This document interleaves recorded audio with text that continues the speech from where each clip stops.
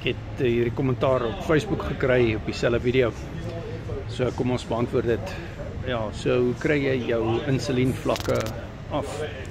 En wat veroorsaak hoë insulien? So die hoë insulien word veroorsaak deur 'n hoë koolhidraatdieet. En die opregulering van hoë insulien het baie probleme, onder andere hoë urinesuur en hoë soutretensie op die aldosteroon hormoon op die byniere word opgereguleer. Dis die hormoon wat die niere beheer vir soutretensie. So jy wil dit afreguleer.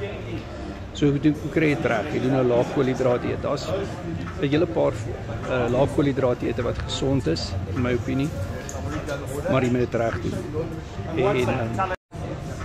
En mense doen die laagkoolhidraat diete verkeerd. Hulle gebruik sogenaamde laagkoolhidraat souse, laagkoolhidraat speserye wat problematies is. Daar's dinge daar binne wat nie goed is nie, maar in elk geval dan die carnivore en die ketovore is die beste diete in my opinie om insulienvlakke af te bring. Maar soms is die gewone carnivore en die gewone ketovore nie goed genoeg om jou spesifieke situasie te hanteer nie. En daarom maak ons unieke aanpassings volgens jou situasie. So ek coach al vir 5 jaar op die carnivore dieet. Ek is gesertifiseer deur Vero.health en ons doen bootcamps. Ons het die hoë bloeddruk bootcamp op wat ons eersdags aanbied. So as jy daar wil wees, WhatsApp my, dis op Google Meet. Net coaching vriende kry toegang tot dit. Maar jy kan my op jou WhatsApp hê vir individuele coaching.